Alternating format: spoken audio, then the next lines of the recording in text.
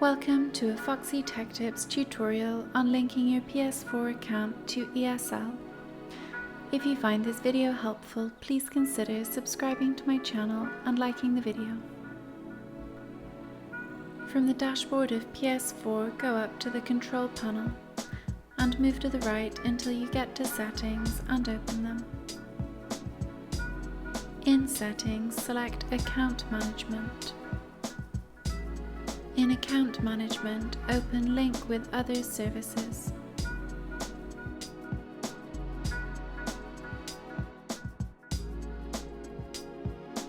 Select ESL.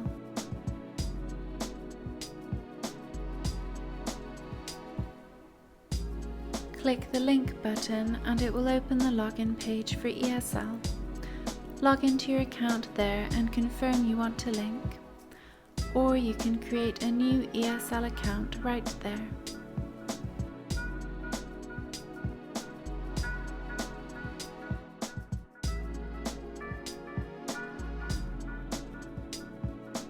And that draws an end to this tutorial.